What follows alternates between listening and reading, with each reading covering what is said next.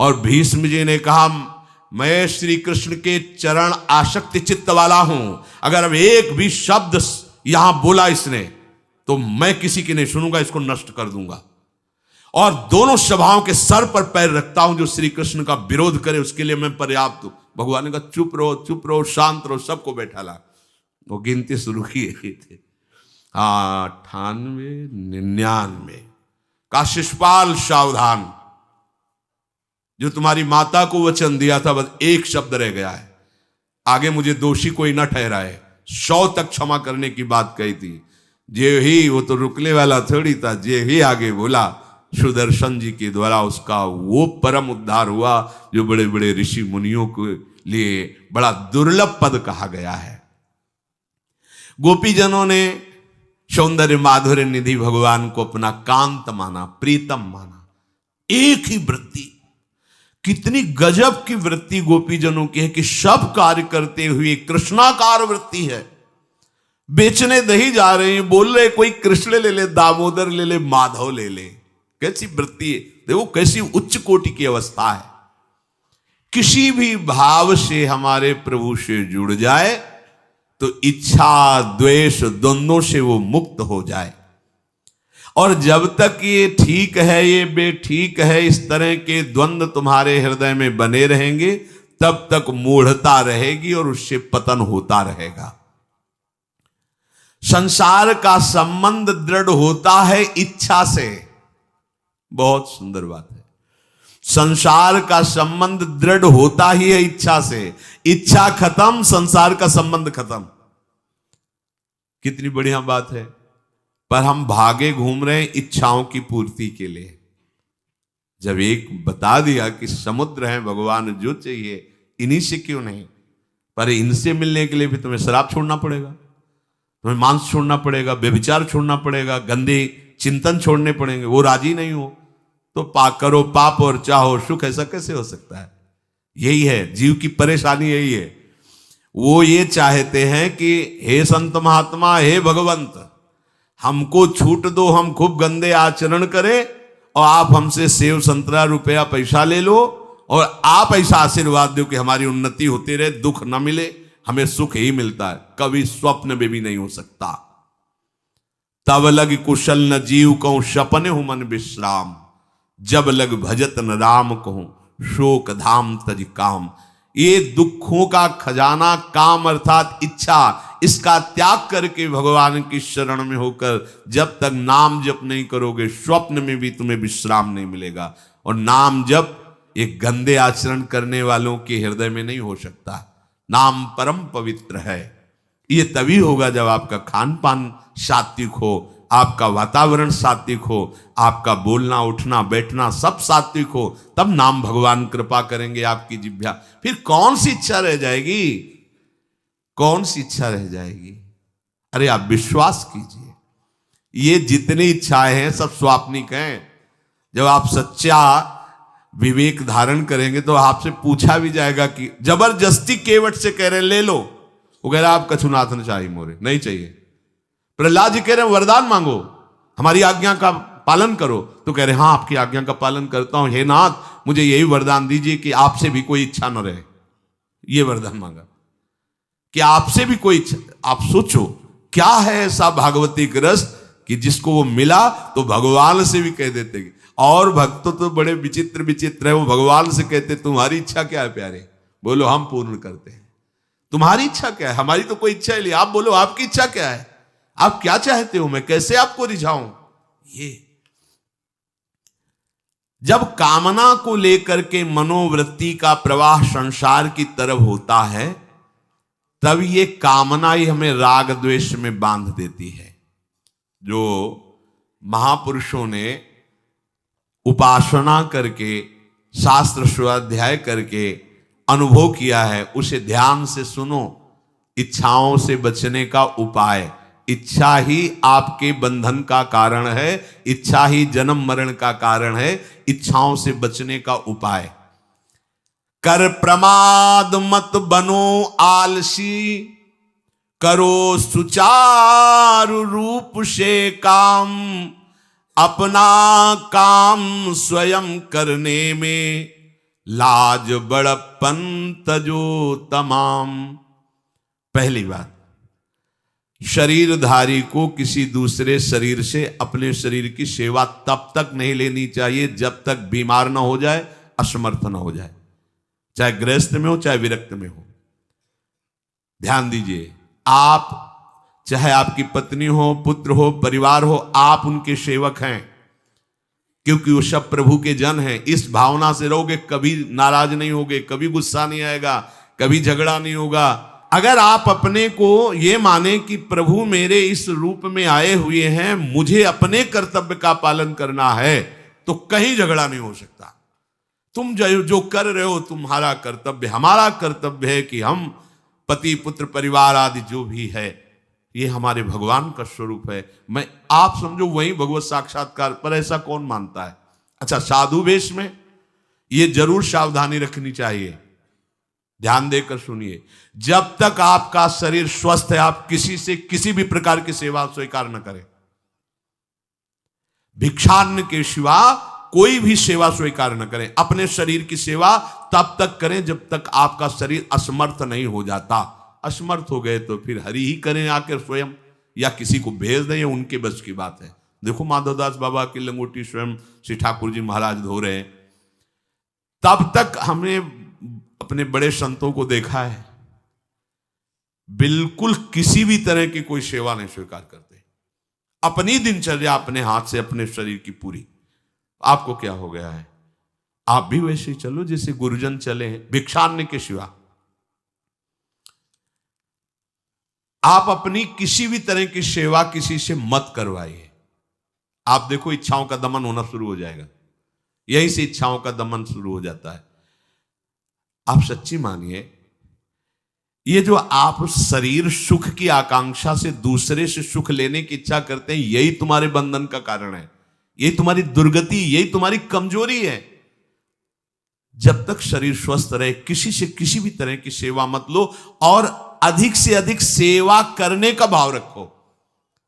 सुधार, हमें सेवा करना है, सेवा लेना नहीं है। जब तक सेव्य का साक्षात्कार ना हो जाए या शरीर असमर्थ ना हो जाए, तब तक ये नियम दृढ़ रखना चाहिए। गुरुजनों को भी देखा, श्री जी की सेवा कर दो, रसोई के से बाहर शरीर सेवा में कभी भी नहीं। कभी धोखे से ऐसे वस्त्र आदि रह गए और महाराज जी अनुपस्थित, धो के जल्दी से फैला दिया तो भी डांट लगी, ऐसा क्यों किया? नहीं, रखे थे महाराज जी, हमने ऐसा कर दिया। नहीं, जब तक हम कहें नहीं तब तक नहीं। आज भी सरकार अपने ही हाथ से श्री जी को भोग लगा के ही, सब हैं पर वो अपने ही हाथ से 2 रोटी भोग बना के। देखो, बुजुर्ग संतों को, बड़े महापुरुषों को हमने देखा है, अपने शरीर, जब तक शरीर में सामर्थ्य है तब तक, ये महापुरुषों का आदेश है, अपना काम स्वयं करने में लाज बड़प्पन तजो तमाम। अपना काम करने के लिए आप किसी को भी आदेश मत करें, किसी की भी सेवा स्वीकार न करें। हाँ, हमें भूख लगेगी तो रोटी मांग लेंगे जाकर के, क्या जरूरत है हमें किसी की सेवा स्वीकार करने की? मांगो, खाओ, खूब भजन करो, सत्संग करो, कम खर्चे वाला जीवन रखो। जरूरत क्या है? जो जरूरत है गली चलते दे देंगे भगवान, विश्वास करो, गली चलते दे देंगे। विरक्त गृहस्थ धर्म पूर्वक कमाओ, जितनी आवश्यकता प्रभु दे देंगे। ऐसा कोई त्रिभुवन में नहीं जिसकी आवश्यकता की पूर्ति न होती हो। अनावश्यक तुम्हारी मांगे जो हैं वही तुम्हें दुख दे रही हैं। आवश्यक व्यवस्था सबको भगवान दिए हुए हैं, अनावश्यक मांग के लिए तुम्हें फिर फंसना होगा।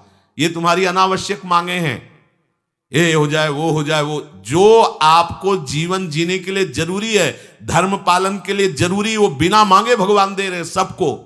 देख लो। हाँ, आप कि भाई हमको उस परिकर में रहना है, उस कोर्ट से रहना है, वो सब VIP, तो हमको भी उस कोर्ट का, ये मांगे हैं तुम्हारी। तुम्हारा प्रारब्ध जितना है उतना तुम्हें मिलेगा, जो आवश्यक है वो तुम्हें मिलेगा। अनावश्यक मांगे करोगे फंसोगे, अधर्म में कूदना पड़ेगा तुम्हें। हाथ पैर सब साधन प्रभु ने दिए, दया कर तुम्हें समान, फिर क्यों उनसे काम न लेते, क्यों रखते हो झूठी शान। तुम्हारी सेवा के लिए तुम्हारे पास हाथ है, तुम्हारे चरण हैं, तुम्हें बुद्धि दी है, दूसरे से क्यों सेवा स्वीकार करते हो? प्रभु ने दया करके उद्धार के लिए तुम्हारे पास पूरी सामग्री दे दी, उसका प्रयोग करो। तन मन दोनों का हित करता, निश्चय शारीरिक श्रम युक्त। देखो ये है, जिसने अपना परम मंगल ठाना है वो शरीर को कभी प्रमाद में नहीं रखता, चाहे गृहस्थ हो चाहे विरक्त हो। ये आलस्य प्रमाद किसी के लिए भी ठीक नहीं है। नियत समय तक सो जाओ, इसके बाद खूब मेहनत करो, चाहे गृहस्थ हो चाहे विरक्त।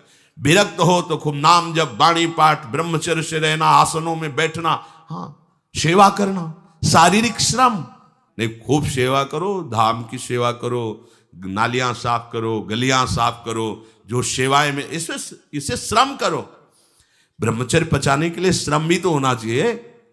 श्री जी की प्राप्ति के लिए मन वचन कर्म से श्री जी के चरणों का आश्रय लेकर के जितना आप अन्न डालते हो उतना आप इसका प्रयोग करो शरीर का। इससे ममता मत रखो। खूब धाम, पुराने संतों को देखो, सोहनी पकड़े कहां कहां तक परिक्रमा में लगा। हमने देखा है एक हरिदासी महात्मा थे, पीछे पानी घाट की तरफ उनकी छोटी सी कुटिया, किलोमीटर तक ऐसे ही सोहनी लगा रहे। वृद्ध वृद्ध महात्मा सेवा करें। अपने लोग जवान महात्मा होकर, शरीर स्वस्थ होकर बेइज्जती सम, अगर सोहनी पकड़ के खड़े हो जाओगे गली में तो आपको लगेगा अपनी बेइज्जती हो रही है। वाह, कितनी बड़ी इज्जत है हमारी। स्वामिनी के महल की वीथियों में सोहनी लगाने में तुम्हें बेइज्जती लग रही, और आचार्य चरण याचना कर रहे हैं। यत्किंकरीषु बहुशा खलुका कुवाणी नित्यम परस्य पुरुषस्य शिखंड मौले तस्या कदापि रसनिधेर वृषभानुजायास तत्केलि कुंज भवनांगण मार्जनीश्याम। लाडली जो ऐसी कृपा करो कि आपके वृंदावन धाम में कहीं सोहनी लगाने वाली, पोछा लगाने वाली मैं बन जाऊं। मांग रहे हैं। एक से कहा भैया चाहे जितना बुरा प्रारब्ध हो, यहां जो भगत आते हैं उनके जूते साफ कर दिया करो, प्रारब्ध खत्म हो जाएगा। भाई आप समझो ये वो दवा है जो बेजोड़ है, इसे कोई काट नहीं सकता। अच्छा अगर ऐसे न समझो तो हम आपको समझा रहे हैं। गुरुद्वारे में चले जाओ, चाहे जितना बड़ा अधिकारी हो, सबसे पहली जोरी सेवा यही होती है, पादुका की सेवा करो। समझे में नहीं आ रहा तुम्हें? अरे जिसे हम हंसते हंसते कह रहे हैं वही तुम्हारे बंधन काटने का कारण बन जाए, यदि मान लो बात। पर वो हम जूता साफ करेंगे नहीं। मन से हम कितने गंदे हैं ये हम नहीं देख पा रहे हैं। वो तो बाहर वृंदावन की रज उनमें पादुका में लगी, छोटी मोटी बात नहीं है। पादुका जो रखी है ये बंधनीय है। आप इनको ऐसे साधारण जूते मत समझना, ये रज में चलते। एक दिन एक ब्रजवासिनी माई रोटी रखे, उसके ऊपर पादुका रखे, एक हाथ में लाला लिए और एक हाथ में जल का ऐसे लिए, जारे उनका अभ्यास ऐसा। अब पादुका पहन के चलने में परेशानी होती थी। तो कोई एक संत थे और बाहर से आए हुए थे, तो हंस दिए कैसे बावरी रोटी के ऊपर जूता लगा। ऐसे मतलब कितने साल हो गए ब्रजवास करते हुए? वह कई वर्ष हो गए। अरे ये वो जूती नहीं है जो साधारण जूती है वृंदावन बरसाने की, रज लगी हुई इसमें। ये रज लगी हुई है, तुझे रज नहीं दिखाई दे रही, जूती दिखाई दे। क्या ब्रजवास कर रहा है? डांट के चल दी। ये समझो, हम कहें कि जूती साफ करो तो हम जूती साफ करेंगे।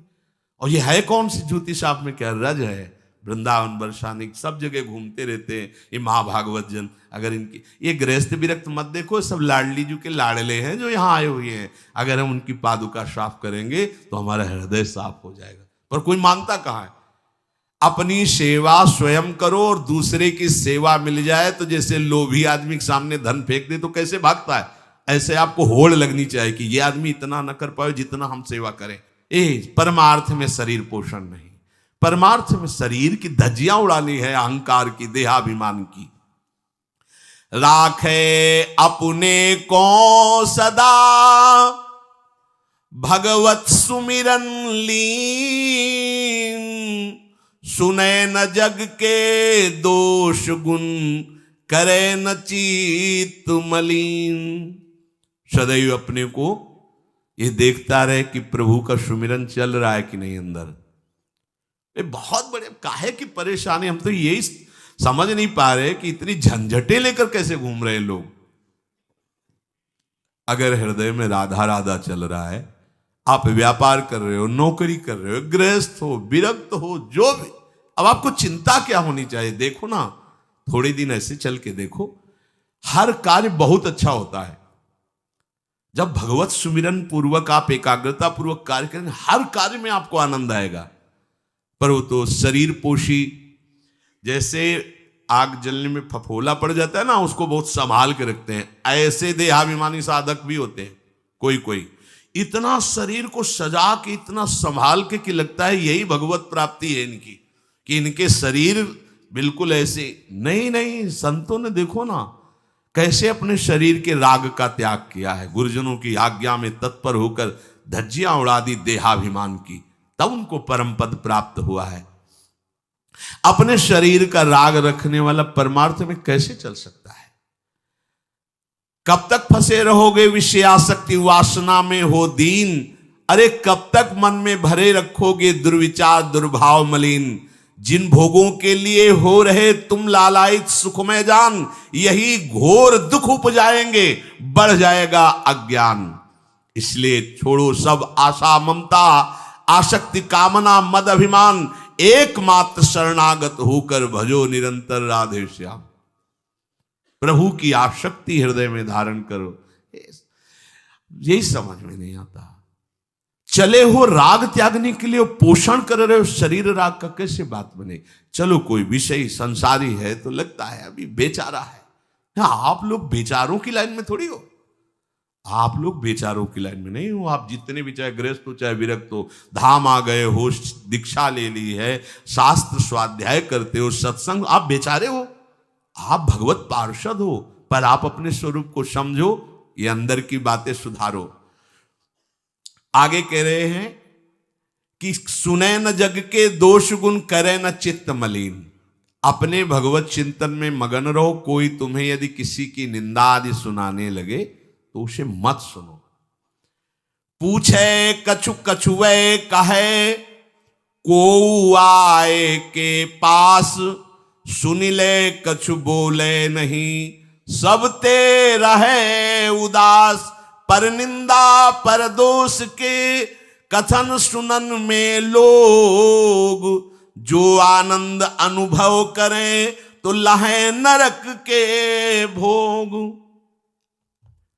तुम्हारे पास आकर कोई तुम्हें दूसरे की निंदा सुना रहा है, और अगर तुम्हें हर्ष हो रहा है, कैसी बात, कोई नामदाता सदगुरु की निंदा करे, तुम सुन लिए, कैसे तुम्हारे इस पाप का प्रायश्चित होगा? सुनने और कहने वाले दोनों को एक ही दंड मिलता है बराबर। तुम अपने गुरुदेव की निंदा सुन ली, तुम अपने आराध्य देव की अवहेलना की बात सुन ली।